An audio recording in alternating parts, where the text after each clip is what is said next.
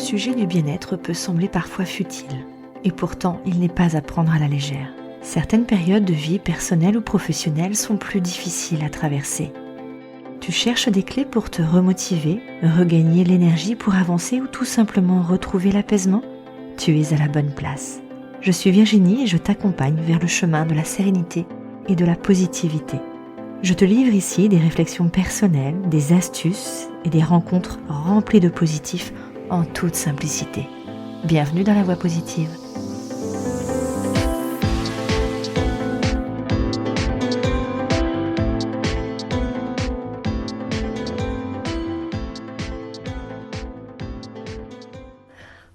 Bonjour, bienvenue dans la voie positive. Alors avant de commencer, j'avais une question à te poser. Est-ce que tu t'es bien abonné au podcast pour pouvoir recevoir toutes les notifications qui vont bien ? Si c'est pas le cas, va vite le faire tout de suite et on se retrouve. Il fallait que je te parle d'un épisode de ma vie. Il y a quelques années, je parle de mon projet professionnel à des personnes concernées et qui avaient un pouvoir d'action sur ce sujet. Très enjouée par cette optique, je me livre très sincèrement en imaginant un intérêt dans leurs yeux. Pour beaucoup, c'était une évidence. Et puis pour une autre particulièrement, celle qui pouvait être mon client cible, préféré, celle qui devait être touchée par ce message, professionnellement parlant, je parle, me répond très gentiment « Bon, Virginie, ne t'engage pas dans cette voie, c'est pas porteur, laisse tomber. » Hop. Alors là, qu'est-ce qu'on m'a pas dit là ? Mon côté rebelle ressort immédiatement, surtout quand ça concerne quelque chose de bon et que ça touche un grand nombre de personnes. Ni une ni deux, ma décision est prise. Elle est encore plus claire. Je démissionne, je me lance dans une voie qui prône la QVT. La QVT, oui, tu sais, ou encore la QVCT. La qualité de vie au travail ou conditions de travail. On en parle ? Ça désigne l'ensemble des conditions dans lesquelles les salariés exercent leur activité professionnelle et l'impact que ces conditions peuvent avoir sur leur bien-être physique, psychologique et social. Cette QVT vise à améliorer la satisfaction des employés, leur motivation aussi, leur santé du coup, et leur performance dans cette entreprise. T'en penses quoi, toi ? De ton côté, c'est comment ? Alors, pour ma part, je vais être honnête, j'ai souvent eu le job qui me convenait, en tout cas j'ai tout fait pour, entouré par des managers, des dirigeants et des collègues très agréables. Et quand c'était pas le cas, je prenais la décision à prendre. Ok, pas toujours facile, je te le concède, mais en tout cas pour moi, c'est tellement plus libérateur et épanouissant. Bref, je te pose cette question et j'aimerais vraiment connaître ton ressenti sur ces conditions de vie au travail que tu vis. Est-ce que tu es content le matin quand tu te lèves d'aller faire ton métier ? Ah oui, un truc c'est que j'évite de dire maintenant le mot travail. Depuis que j'en connais l'origine du mot, je t'en dirai pas plus ici. Bon, toujours est-il qu'heureusement, c'est pas le bagne partout, heureusement. En tout cas, avec tous les collaborateurs que j'ai pu croiser, je t'assure que c'est vraiment une question qu'il faut se poser. Chaque personne est unique et donc chaque situation est unique. Une personne ne montre pas toujours qu'il y a un malaise. Peut-être que personnellement, dans sa vie, il y a un souci. Peut-être que c'est une phrase marquante pendant une réunion, des agendas surchargés, des échéances qui se réduisent de plus en plus. Autant de raisons que d'individus. Alors la QVT, la qualité de vie au travail, ça englobe plusieurs dimensions qui sont essentielles. La première, ce sont les relations interpersonnelles. Les relations entre collègues, avec ses supérieurs, avec ses managers, ses dirigeants, avec l'ensemble des équipes qui sont absolument cruciales pour un bien-être au travail. Un climat de travail positif basé notamment sur la confiance, le respect et la communication ouverte. C'est essentiel. Comment faire pour bien travailler s'il n'y a pas de communication, pas de confiance, pas de respect ? Relations interpersonnelles. Il y a également l'organisation du travail. Ça concerne la manière dont le travail est organisé de façon de répartir les tâches, la flexibilité des horaires, la gestion du temps. Une organisation de travail bien pensée favorise l'autonomie, la responsabilisation, la conciliation entre la vie professionnelle et la vie personnelle. Un autre point, les conditions physiques de travail, important. Il s'agit de l'aménagement des locaux, de l'équipement ergonomique, de la sécurité, de l'éclairage, la qualité de l'air, bref, si on travaille dans un environnement très bruyant, c'est pas toujours évident. Les conditions de travail sûres, saines et confortables contribuent véritablement à réduire le stress et les risques pour la santé des salariés. Le développement personnel également, c'est la possibilité de se former, d'acquérir de nouvelles compétences, d'évoluer, d'avoir des perspectives d'évolution. C'est un moyen très important pour la motivation et l'engagement des employés. On peut évoquer aussi la reconnaissance, la récompense. Reconnaître le travail bien accompli, récompenser les résultats, favorise la satisfaction et la motivation des travailleurs. La motivation des employés. Ça peut prendre la forme d'une prime, ok, mais c'est aussi des feedbacks positifs, des remerciements, des feedbacks, oui c'est ça, oui. En débriefant avec les collègues, avec les managers, c'est un merci aussi. La reconnaissance et la récompense, un sujet vaste. Dernier point important également, l'équilibre entre la vie professionnelle et la vie personnelle.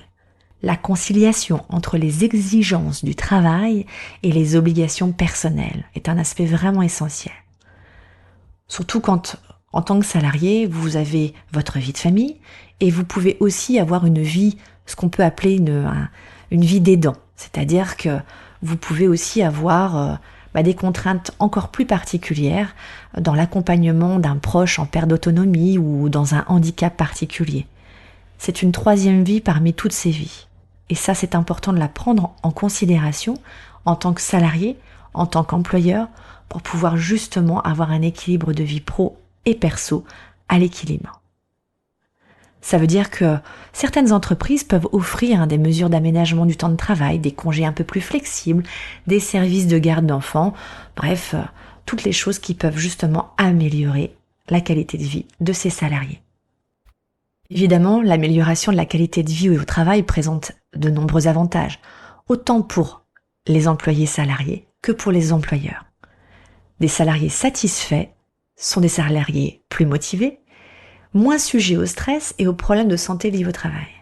Ça se traduit généralement par une augmentation de la productivité, de la qualité de vie, de l'engagement des employés et ainsi qu'une réduction de l'absentéisme et du turnover. Pour favoriser la qualité de vie au travail, les entreprises peuvent mettre en place différentes mesures, comme des programmes de bien-être au travail, des formations de la gestion du stress, des espaces de détente, des horaires flexibles, des opportunités de développement, bref, autant de choses qu'il sont possibles de mettre en place de manière efficace. Reparlons justement peut-être de ces tendances et de ces méthodes. Prenons l'exemple justement de la digitalisation et le télétravail. Toutes ces nouvelles technologies de plus en plus présentes dans les entreprises qui adoptent le télétravail, tout ce qui peut être à distance. Ça permet d'offrir une grande flexibilité, de réduire les déplacements, de favoriser un équilibre vie pro et perso. Parlons de la prise en compte de la santé mentale, justement, psychologique.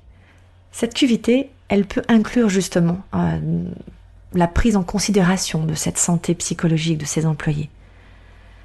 Beaucoup d'entreprises mettent en place des programmes de soutien psychologique, des initiatives de prévention du stress, la promotion du bien-être émotionnel. Des actions comme la méditation, des séances de relaxation, des espaces de ressourcement sont mis en place pour favoriser une meilleure gestion du stress. Un autre point essentiel, la diversité et l'inclusion. Et oui, la QVT intègre également la promotion de la diversité et de l'inclusion au sein de l'entreprise. C'est-à-dire créer un environnement de travail respectueux où chaque individu est valorisé et a la possibilité de s'exprimer pleinement. Ça me fait rebondir sur un quatrième et dernier point qui est l'écoute, la participation justement des employés. Cette participation dans la prise de décision, dans la gestion du changement, dans l'amélioration de ces conditions de vie au travail est de plus en plus reconnue. C'est un élément véritablement clé dans la QVT. Beaucoup d'entreprises commencent à mettre en place des espaces de dialogue, des comités de travail mixtes, des enquêtes de satisfaction et plein d'autres outils de communication qui recueillent des feedbacks des employés et qui permettent d'impliquer davantage les salariés dans le processus décisionnel. Tout ça pour te dire que justement, la semaine de la QVT au travail, une fois par an, est mise en évidence. C'est évidemment pas qu'une seule semaine dans l'année. Il faut la mettre tout au long de l'année. Mais de pouvoir justement la souligner et mettre en avant tous ces éléments hyper importants pour la prise en charge de cette qualité de vie au travail est essentiel. Durant toutes mes années de salarié, j'ai pu voir tellement de collaborateurs asphyxiés. Et puis un peu déçue également quand même que les choses ne se mettent pas aussi facilement en place. J'en ai déduit que c'était un métier vraiment à part et qu'il fallait pouvoir avoir cette dynamique, cette énergie, cette envie de pouvoir mettre en place les choses. C'est pour ça que j'ai décidé de mettre ma pierre à l'édifice en accompagnant les entreprises qui souhaitent créer un environnement de travail favorable. Je me suis formée en coaching, j'ai suivi une spécialité en entreprise avec la sophrologie pour créer des programmes adaptés et efficaces. Chez Elvie, la qualité de vie pro et perso, c'est l'essence même des programmes proposés. Alors qu'est-ce qu'on trouve dans ces programmes ? C'est l'évaluation des besoins spécifiques de chaque organisation avec leurs propres défis et leurs propres opportunités en matière de qualité de vie au travail. On va aussi avoir une conception de programme sur mesure. Ça inclut des ateliers de gestion du stress, de la communication et de la résolution de conflits, des activités de cohésion d'équipe, des séances de coaching individuel et des ateliers sur l'équilibre vie pro-perso. C'est également aussi un souci d'intégration de bonnes pratiques. C'est un accompagnement pour mettre en place des politiques de télétravail flexibles, des espaces de détente, des programmes de bien-être, des initiatives de développement professionnel. Et évidemment, tout ça, c'est un suivi de tous ces éléments pour vérifier que tout se met bien en place, qu'il y a peut-être besoin d'adapter certaines situations. Ça fait partie du suivi.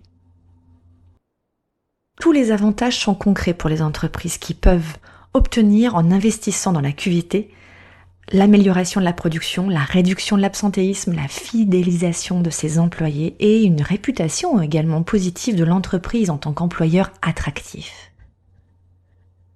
En résumé, la QVT, ça vise à créer un environnement de travail sain, épanouissant et stimulant pour ses employés. C'est un concept dynamique qui évolue en fonction des besoins et des attentes de ses salariés et des transformations de la société également.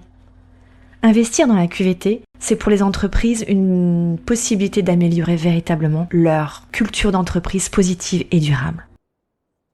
Si tout ça fait sens pour toi, si tu souhaites en savoir un peu plus, si tu souhaites proposer justement un programme adapté à la structure dans laquelle tu exerces ton métier, je te propose de prendre un contact. On fait un échange 30 minutes découverte pour pouvoir parler justement de cette qualité de vie au travail, ces conditions à améliorer sans cesse. C'est ça qui est juste formidable. Et je peux t'assurer que pour en avoir vu, il y a plein de belles choses qui sont possibles. Je suis certaine qu'il y a des choses à construire ensemble. Alors parlons-en.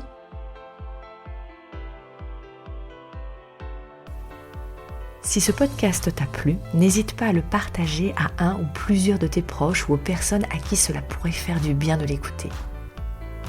Tu peux également le noter avec 5 étoiles sur iTunes ou sur les autres plateformes si l'épisode t'a plu.